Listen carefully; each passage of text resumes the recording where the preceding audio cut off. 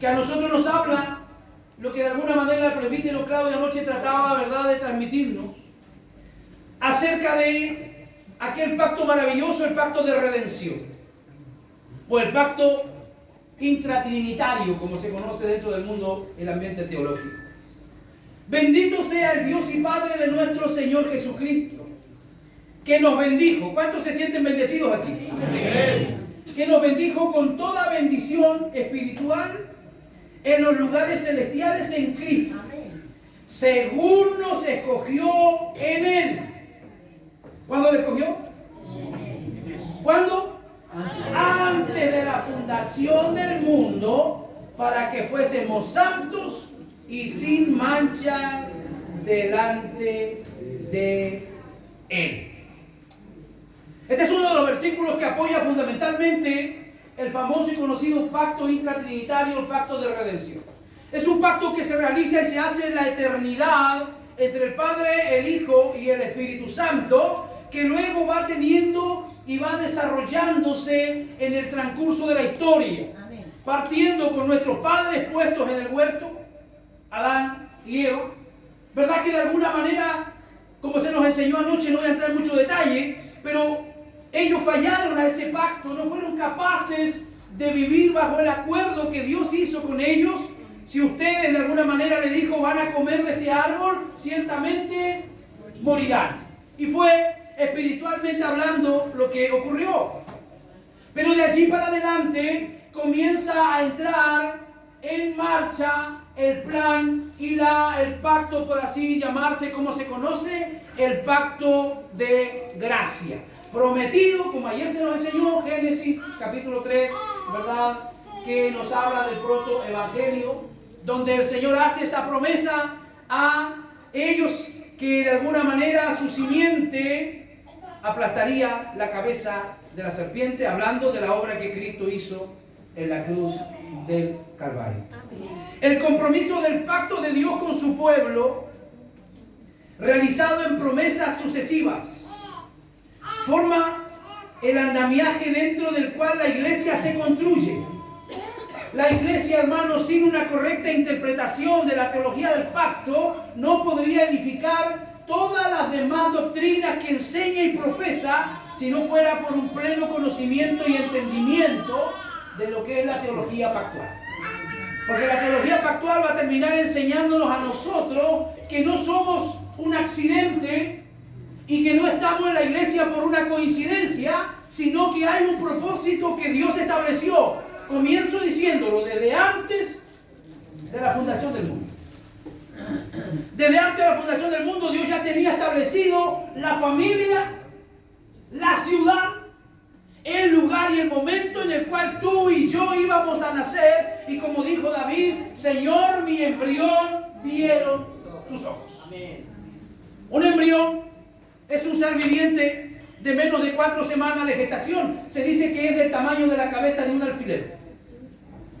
Así, la grandeza de Dios ya nos conoce, ya nos tiene de alguna manera establecido para su servicio, para la gloria y honra del Señor.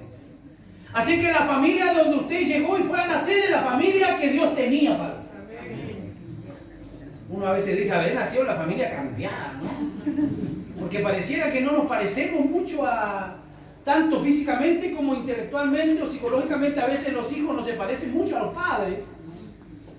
Pero de alguna manera entendemos y comprendemos que es el lugar en el cual Dios proveyó a través de su provisión para nacer. Hay promesas sucesivas, hermanos, que nosotros nos dan confianza. La forma y el crecimiento están determinados por el pacto.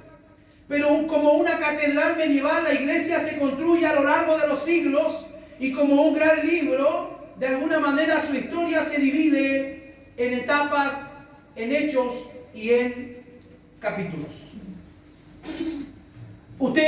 ¿Alguno de ustedes aquí ha tenido la oportunidad de viajar por Europa? Levánteme la mano si alguno de ustedes ha ido a Europa. Ahí. Francia, ¿verdad? Allá. También. ¡Wow! Han sido bendecidos.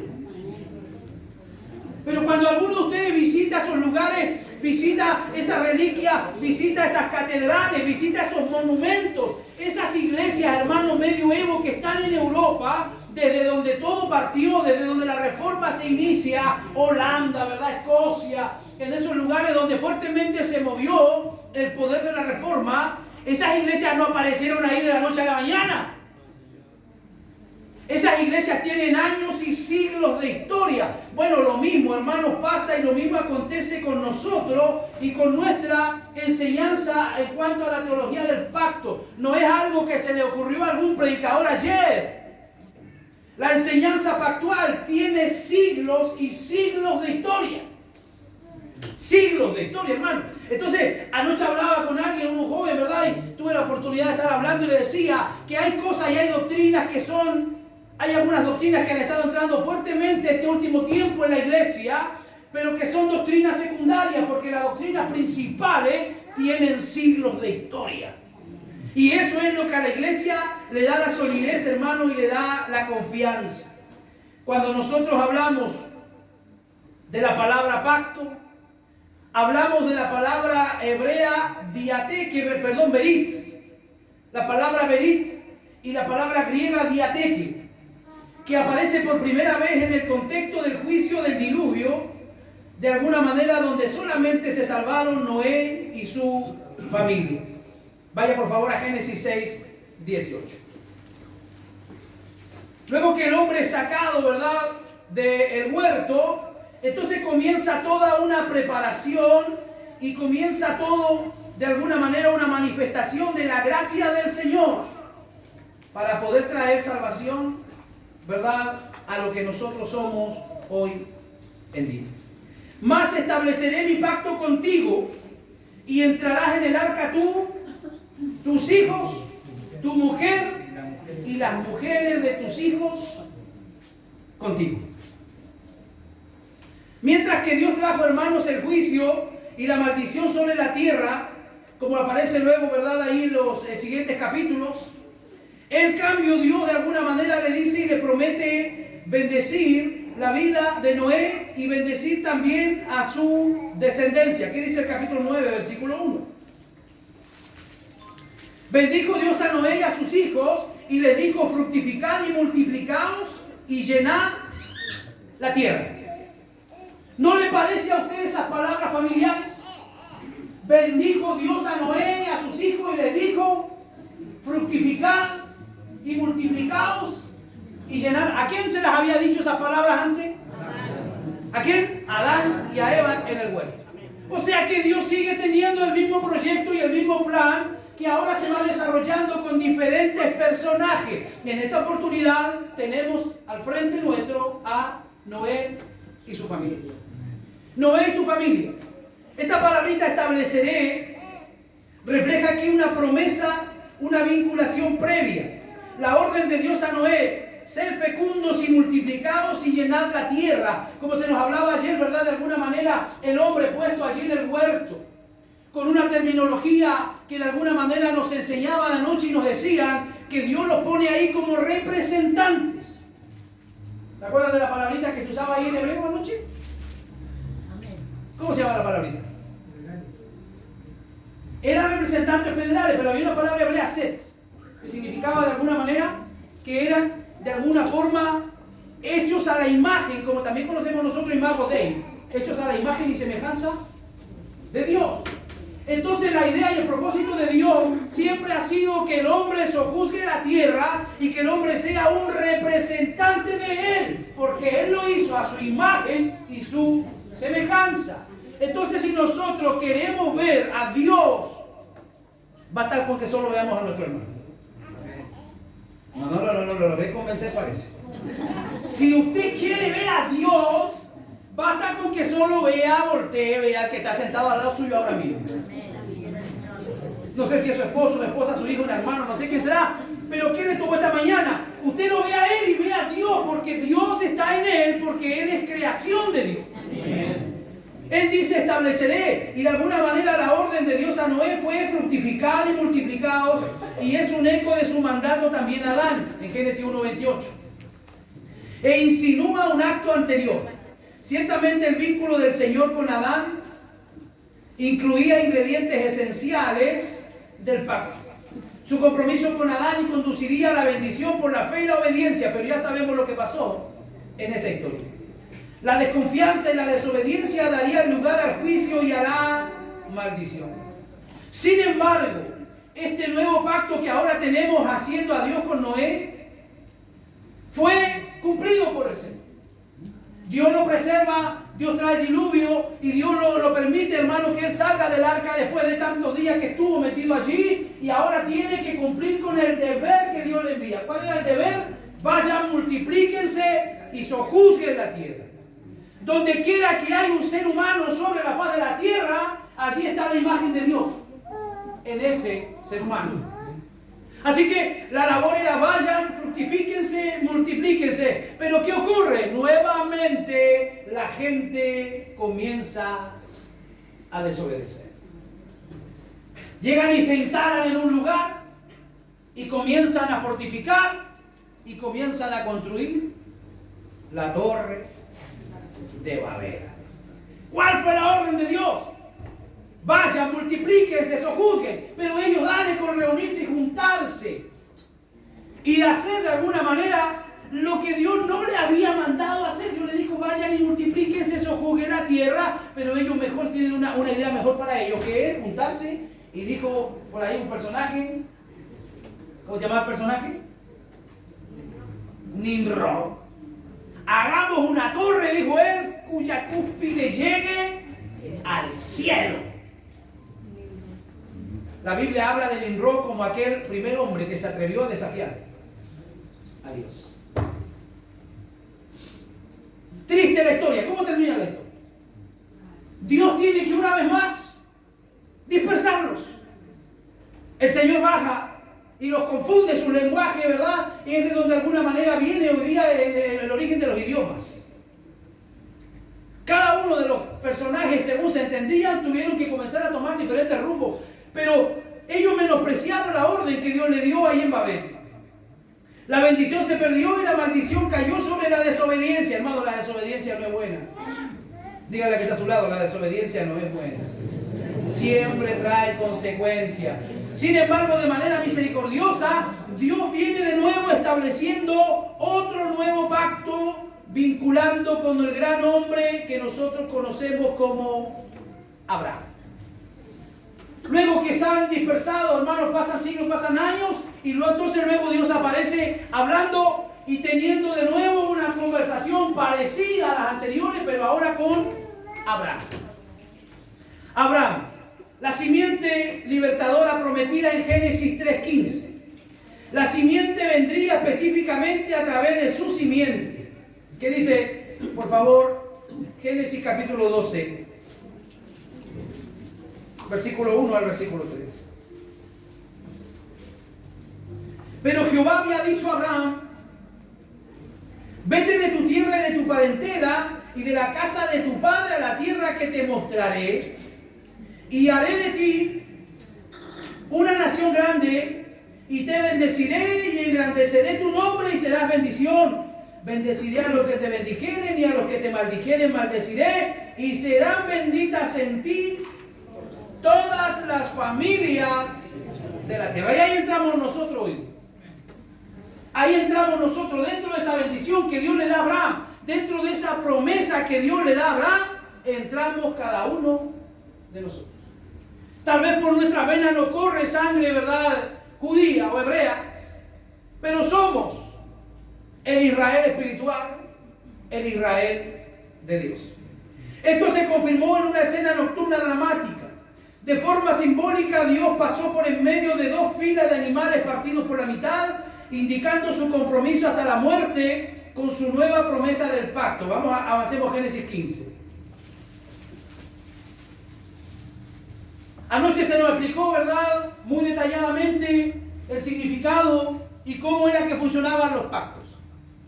Aquí nosotros tenemos el pacto que de alguna manera Dios hace y la obra, cómo se realiza de Dios con Abraham. Capítulo 15.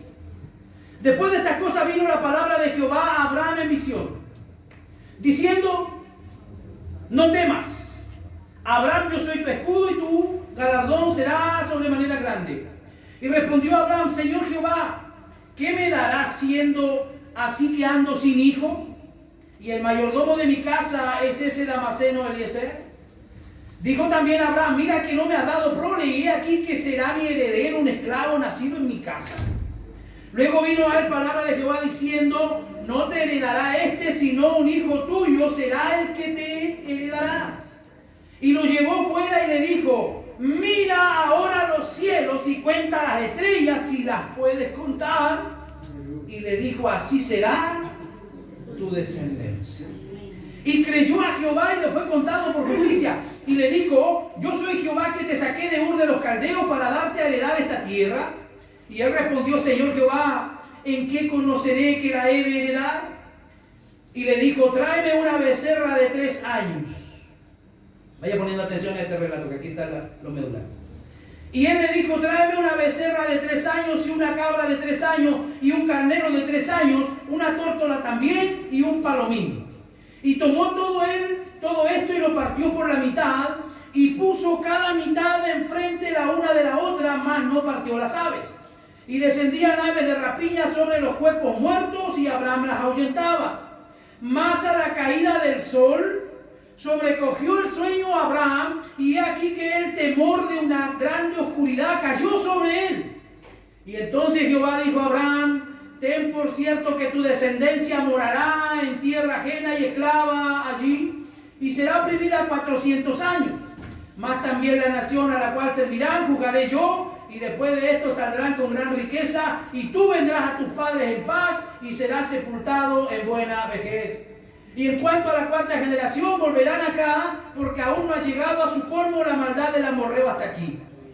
Y sucedió que puesto el sol y ya oscurecido, se veía un horno humeando y una antorcha de fuego que pasaba por entre los animales divididos. Y en aquel día hizo Jehová un pacto con Abraham diciendo, a tu descendencia daré esta tierra, desde el río de Egipto hasta el gran río Éufrates, la tierra de los ceneos, los ceneseos, los cadmoneos, los eteos, los fereceos, los refaitas, los amorreos, los cananeos, los gergeseos y los jebuseos y todos los seos que habían y existían en ese tiempo. ¿Por qué me tomo el tiempo de leerles todos estos versículos? Porque cuando nosotros hablamos de un pacto, estamos hablando que ese pacto tenía que realizarse a través y en medio de una ofrenda. La ofrenda, como el Señor aquí lo pide, ¿verdad? Las ovejas, los carneros, los palominos, tenían que ser partidos y tenían que ser ofrecidos y quemados para que el pacto tuviera validez. Esto simboliza que si uno de los dos no cumplía el pacto, le iba a ocurrir lo que le había ocurrido a esos animales, o sea, despedazado, muerto. Ahora, cuando se hace y se realiza ese pacto, como anoche se nos enseñaba, hay pactos que son paralelamente entre 2 personas bajo el mismo nivel, pero hay pactos también donde se realiza entre una autoridad superior y una autoridad inferior. En este caso es ese pacto el que Dios realiza con Abraham.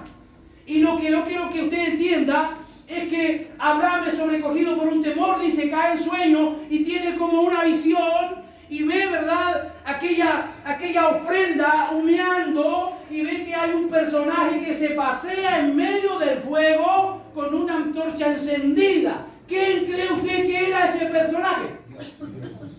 Dios mismo paseándose en medio del pacto. ¿Por qué? Porque no había otro superior a él que pueda y tenga la autoridad por la cual jurar. Así que él está jurando por él mismo que va a cumplir todo lo que le prometió a Abraham, y dentro de eso está el poder del Evangelio. Amén. Esto es tremendo. El día que yo lo entendí me voló la cabeza, hermano. Por eso es que la salvación no depende del hombre, porque no fue Abraham el que se paseó con la antorcha, sino que fue Dios mismo diciendo, yo le voy a cumplir la promesa que le hice a Abraham. No puedo jurar por alguien superior a mí, pero lo voy a cumplir. Y dentro de esa promesa es que estamos nosotros hoy día. Por eso la salvación no depende del hombre. La salvación depende absolutamente de Dios. Dios es el que llama a quien Él quiere. No depende de que quiere ni de quien corre, sino de Dios, que es el que tiene misericordia. Abraham creyó, y aunque a veces tropezó, las bendiciones le sucedieron porque había una promesa con él. ¿Tropezó Abraham? Cuénteme y dígame uno de los pecados de Abraham. A ver lo bíblico. Claro, desobedeció, le faltó la fe, ¿verdad? Y acudió a la esclava de su esposa. Mintió.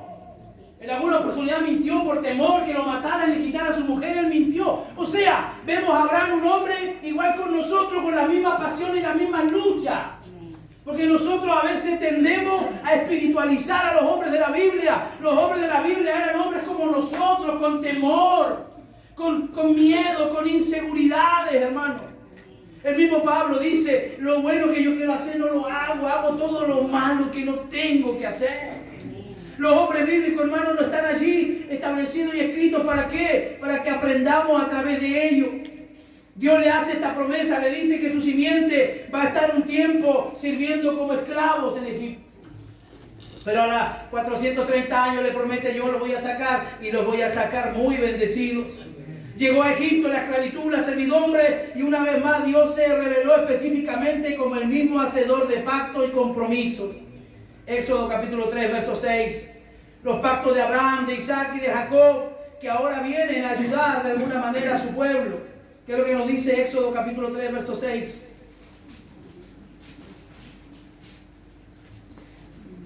Y dijo, yo soy el Dios de tu padre, Dios de Abraham, Dios de Isaac y Dios de Jacob. Entonces Moisés cubrió su rostro porque tuvo miedo de mirar a Dios.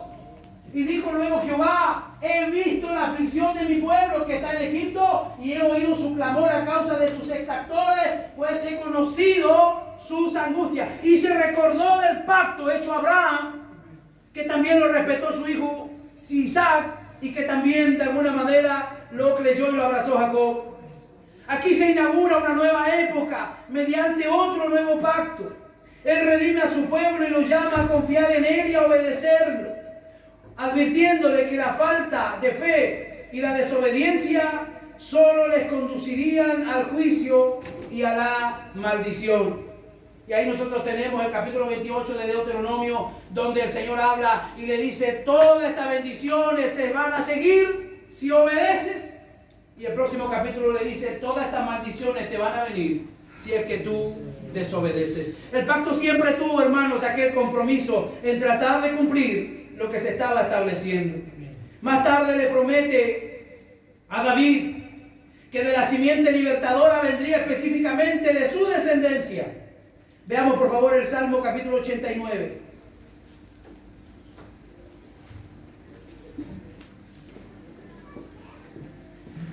Versículo 19.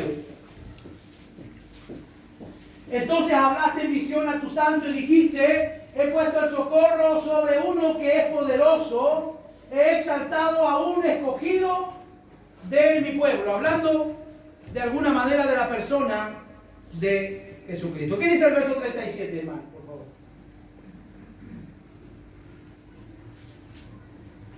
Como la luna será firme para siempre y como un testigo fiel en el cielo. Hablando de su absoluta soberanía y de su inmutabilidad.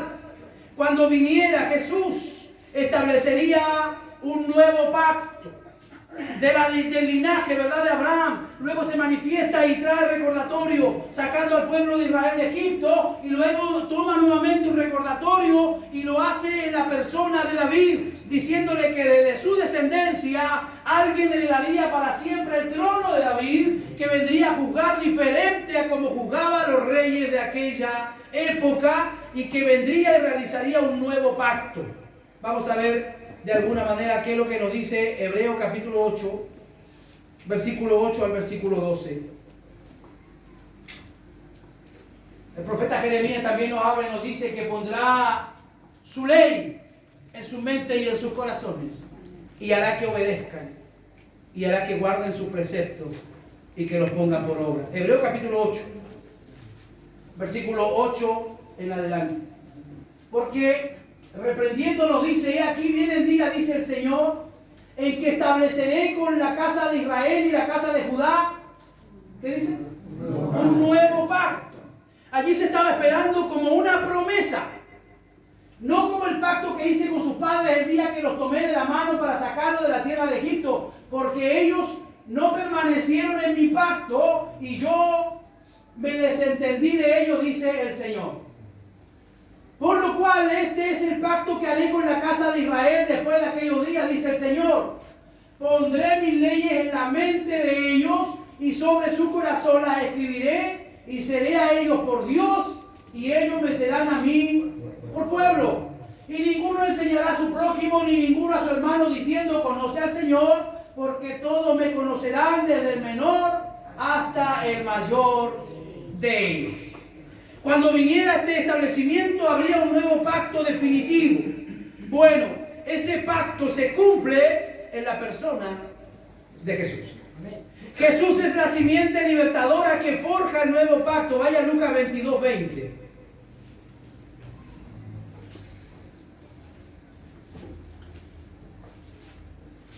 De igual manera, después que hubo cenado, tomó la copa diciendo, ¿qué fue lo que dijo el Señor?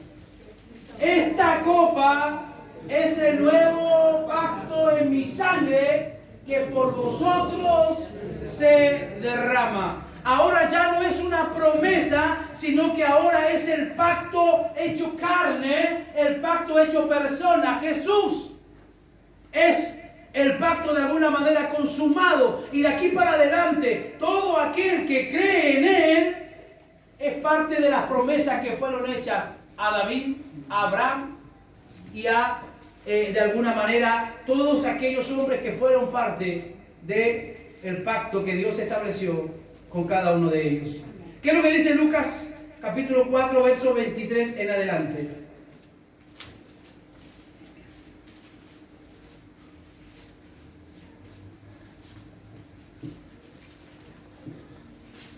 Lucas capítulo 4, versículo 23. Él le dijo, sin duda me diréis este refrán: médico, cúrate a ti mismo. De tantas cosas que hemos oído que se han hecho en Capernaum, haz también aquí en tu tierra. Y añadió, de cierto digo que ningún profeta es acepto en su propia tierra. Y en verdad os digo que muchas viudas había en Israel en los días de Elías, cuando el cielo fue cerrado por 3 años y 6 meses y hubo una gran hambre en toda la tierra. Pero a ninguna de ellas fue enviado Elías, sino a una mujer viuda en Sarepta de Sidón. Y muchos leprosos había en Israel en tiempo del profeta Eliseo, pero ninguno de ellos fue limpiado, sino Naamán el sirio. Al oír estas cosas, todas las sinagogas se llenaron de ira. Siga, por favor. Y levantándose le echaron fuera de la ciudad y le llevaron hasta la cumbre del monte sobre el cual estaba edificada la ciudad de ellos para despeñarle, mas él pasó por en medio de ellos y se fue. Descendió Jesús a Capernaum, ciudad de Galilea, y les enseñaba en los días de reposo, y se admiraban de su doctrina, porque su palabra era con autoridad.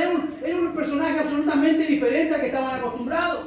Y estaba en la sinagoga un hombre que tenía un espíritu demonio inmundo, el cual exclamó a gran voz, diciendo, déjanos, ¿qué tienes con nosotros, Jesús Nazareno? ¿Has venido para destruirnos? Yo te conozco quién eres, el Santo de Dios. Gloria a Dios. Los demonios testificando lo que otros no podían darse cuenta, lo que otros no podían ver, que había llegado el Santo, el ungido, el Mesías, aquel que el pueblo de Israel estaba esperando. A veces se dice, hermano, que ahora todo ha cambiado, que el pacto prácticamente ha desaparecido, que rara vez se vuelve a mencionar fuera de la carta de los hebreos, pero esto es no entender el punto de vista, hermanos. Porque cuando Jesús habla del nuevo pacto en su sangre, quiere decir que él mismo es el pacto. El Señor ya lo había dado a entender. Isaías capítulo 6, verso 7. He aquí mi siervo a quien yo sostengo, mi escogido, el que mi alma se complace, te pondré como pacto para el pueblo. Isaías 6, 7. ¿Está correcto o está equivocado ese texto? Está equivocado. El nuevo pacto definitivo ya no es una promesa que hay que esperar, sino que ahora se ha cumplido. ¿Se acuerdan ustedes la lectura controversial? Cuando Jesús se para en la sinagoga y comienza a leer Isaías 61. El Espíritu de Jehová, el Señor, está sobre mí y me ha enviado a predicar el año de la buenaventuranza, a vendar a los quebrantados, a dar vista a los ciegos, y comienza a traer literaria, de alguna manera, parafrasear lo que era Isaías 61, y entonces después dice: hoy se ha cumplido esta escritura delante de vosotros. Imagínense el pueblo de Israel, que por siglos había esperado la llegada del Mesías, y se para alguien delante y dice: hoy se ha cumplido, o sea, aquí está el Mesías. Nosotros hoy día, ¿verdad?, vibramos, lloramos con esto y nos entusiasmamos, pero para ellos fue toda una bomba, hermanos. Que alguien se para frente y diga: hoy se ha cumplido lo que ustedes han estado esperando por siglos. No les creyeron. Querían de alguna manera lapidarlo porque lo entendían que estaba blasfemando, pero realmente se había cumplido en la persona de Cristo. La palabra del pacto de Dios es ahora la palabra hecha carne. Y lo dice Juan capítulo 1, en muchos de sus versículos. Así que, hermanos, desde Adán hasta Noé, y desde Abraham hasta Moisés, y desde David hasta Cristo, el pueblo de Dios se ha definido, unido y formado a través de un vínculo de pacto, siempre renovado y siempre bien desarrollado. Por eso los padres de la iglesia hablaron de la iglesia Adán, o la iglesia desde Adán, o iglesia Abel, o la iglesia desde Abel. Un solo pueblo. Digan conmigo: somos un solo pueblo.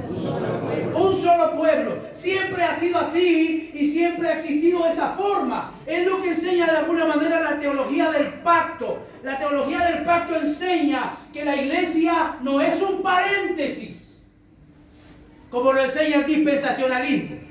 El dispensacionalismo dice que Dios puso una pausa en la historia, dejó a Israel ahí un poquito dormido y ahora está trabajando en la iglesia. Eso no es así. La iglesia es la continuidad del pueblo de Israel. Desde el huerto en adelante hemos sido parte de la iglesia que por los siglos de los siglos ha venido formándose y ha venido existiendo. La iglesia no siempre ha sido numerosa. La iglesia no siempre ha sido numerosa.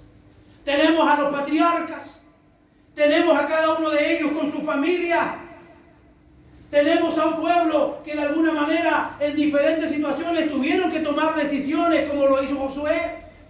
Josué dijo: ustedes hoy día tienen que decidir si van a servir a los dioses de sus padres o van a servir a Jehová. Pero él dice: yo y mi casa. Eso es una iglesia. Yo y mi casa somos una iglesia.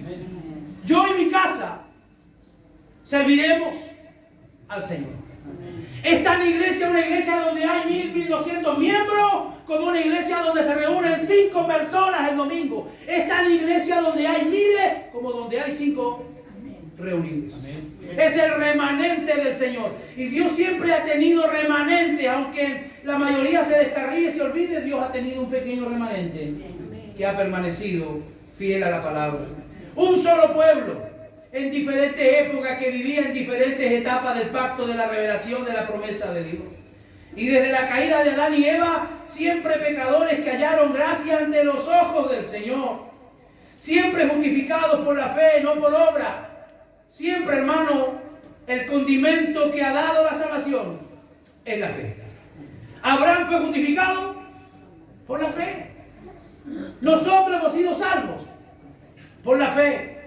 El pacto de gracia, Efesios 2, 8, 9 dice: porque por gracia sois salvos. Por medio de tu esfuerzo, por medio de tu conocimiento, por medio de tus capacidades, no. Pablo dice: por gracia sois salvos por medio de la fe. Siga leyendo. Y esto no de vosotros. O sea, no es una fe que nace de nosotros, dice, sino que es un regalo de Dios.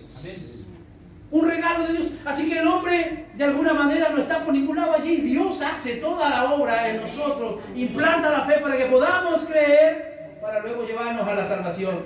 No por obras. Dile que a tu lado, no es por obras. Confiando en la promesa de Dios, siempre consciente de que eran y son una sola familia. Moisés y Pablo, tanto como nosotros, pertenecemos a la misma familia. ¿A quiénes? Al pueblo del pacto. Amén. Al pueblo del pacto. Diga conmigo, ¿pertenecemos? Al pueblo del pacto. Dice Pablo que pertenecemos a la adopción como hijos y a la gloria de los pactos, la promulgación de la ley, el culto y las promesas. Romanos capítulo 9, versículo 4. Pertenecemos en unidad como hijos a los pactos mediante la adopción. Adopción que fue realizada por la obra del Espíritu Santo. Así que lo mismo ocurre con Pablo y con nosotros en el nuevo pacto, solo que más somos hijos de Dios por adopción. Somos transformados en la imagen de gloria en gloria, lo dice 2 Corintios 3:18. Por el Espíritu se cumple en nosotros el requisito de la ley. Somos la verdadera circuncisión que adoramos en el Espíritu. Esa circuncisión que fue realizada en nuestros corazones, ya no en nuestros prepucios, sino en nuestros corazones, que nos da la verdadera adopción. Y confiamos en aquel a quien todas las promesas de Dios son. 2 Corintios 1:20. Así que vivimos, hermanos, en épocas diferentes, pero somos un solo pueblo y somos una sola familia. Esta unidad expresa muy claramente la descripción que hace Hebreo de Moisés. Hebreos 11, 24 al 26. Por la fe Moisés rehusó ser llamado hijo de la hija de Faraón, escogiendo antes ser maltratado con el pueblo de Dios, considerando como mayores riquezas el oprobio de Cristo que los tesoros de Egipto. Enseñanza nos da Moisés, que de alguna manera no quiso apropiarse y tomar o heredar, está diciendo la lectura, aquellas riquezas de Egipto como hijo de la hija de Faraón, sino que él se acerca y se va por el oprobio que siempre va a llevar y va a tener, hermanos, el pueblo del Señor. Amén. Hebreos capítulo 3, versículo 1 al 6, lo expresa. Así, tanto en la época del Antiguo Testamento como en la del Nuevo Pacto, los creyentes han pertenecido a la misma casa y a la misma familia. Han ocupado la misma casa, aunque se hayan producido cambios. Estamos sobre el mismo planeta que ellos caminaron. Estamos sobre los mismos lugares donde ellos caminaron. Han ocupado la misma casa, aunque se hayan producido cambios. Y ahora el siervo Moisés ha dado paso a Jesús el Hijo. Se han levantado a veces restricciones. Ahora los creyentes viven en la plenitud de la gracia y la verdad. Y como dice la palabra del Señor, a través del Espíritu clamamos cada día, Abba, Padre. Pero el hogar ancestral sigue siendo, hermanos, el mismo. ¿Qué privilegio es pertenecer a esta familia? Repito, ¿qué privilegio es pertenecer a esta familia? ¿Cuál familia? La familia del pacto. La familia del pacto, desde nuestros padres, nuestros antepasados, hasta los más pequeños que tenemos hoy en la iglesia. La pequeña de nuestro hermano Francisco. El pequeño aquí presente. Son parte de la familia del pacto, al igual como lo fueron nuestros patriarcas. Así que tenemos que sentir una tremenda honra y un tremendo privilegio. Si a los corintios se les puede decir que Pablo, Apolos y Cefas y el mundo entero es vuestro, entonces ciertamente podemos añadir que Abraham, Elías, Isaías, Daniel, también todos aquellos son nuestros hermanos y son nuestros parientes. ¿Se entiende? Por la fe son nuestros hermanos los que nos antecedieron y son nuestros parientes, que les tocó vivir en una época diferente, pero que son parte del mismo pacto. Y nosotros no somos más salvos que ellos, ni ellos son más salvos que nosotros. La salvación que se los entregó a todos es la misma, porque fluyó a través de la fe. Así, siempre que leemos el Antiguo y el Nuevo Testamento, estaremos viendo la historia de nuestros antepasados. Cuando leemos el Antiguo y el Nuevo Testamento, estaremos viendo la historia de nuestros familiares y nuestros antepasados. Los problemas que ellos enfrentaron van a ser similares a los que enfrentamos nosotros. ¿Sí o no? No lo veo muy convencido, parece. Cuando Pablo escribe la carta a la iglesia de los filipenses, y él de alguna manera extiende una alabanza por el comportamiento que ellos tenían, pero él manifiesta y dice, hay un pequeño problema en la iglesia. Hay dos hermanas allí que están creando conflicto.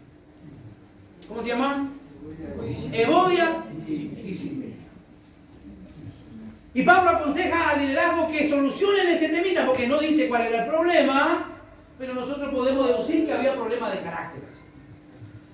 Entonces, de alguna manera, los problemas que Pablo estaba enfrentando en esos años en la iglesia no son los mismos que tenemos hoy acá. A veces se manifiesta la Evodia y la Sintique también aquí. Son la misma problemática porque somos y estamos injertados en el mismo pacto, hermano.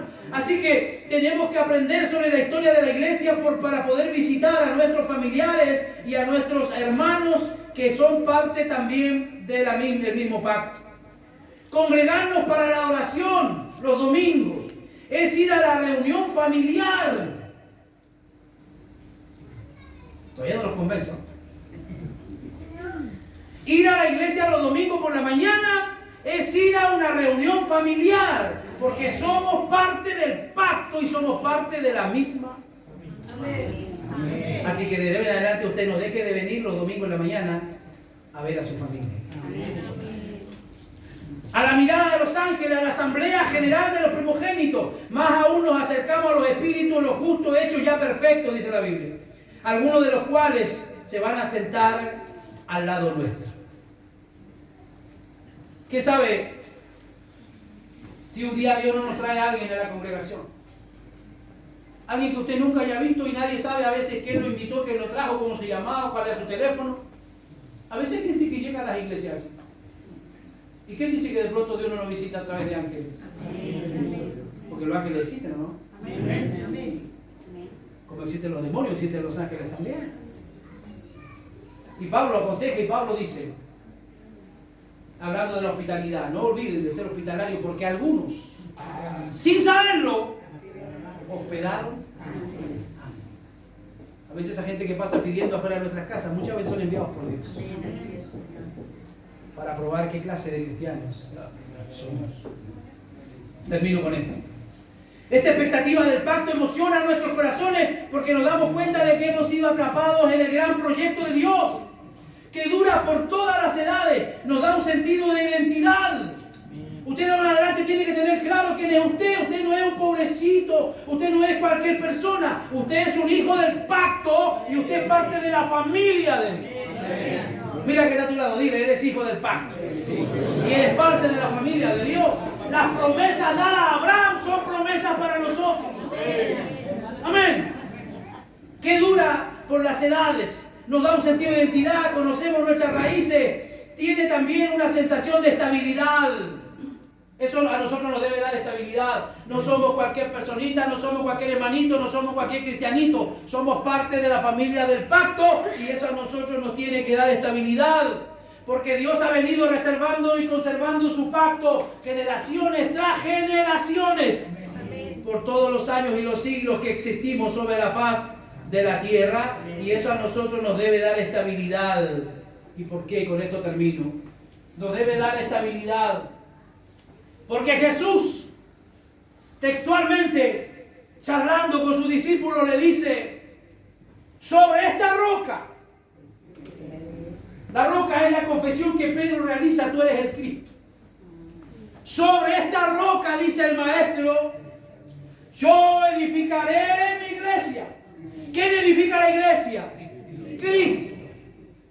Y las puertas del Hades no prevalecerán contra ella. Usted, querido hermano, no se imagina la cantidad de entidades que hay en la sociedad que quisieran sacar y anular la iglesia de este mundo. Las mismas Naciones Unidas lo declara y lo confiesa que el cristianismo es una piedra del zapato para ellos. Muchas de las leyes que quieren implantar las iglesias a través de sus oraciones y a través de la presencia en medio de la sociedad está diciendo que no. Así que, hermanos, si hay algo que nos da seguridad es que la iglesia es edificada por Jesucristo y que las puertas del Hades no prevalecerán contra el pueblo del pacto, no prevalecerán contra la obra que Dios está establecido. Quiero que cierre sus ojos un minuto.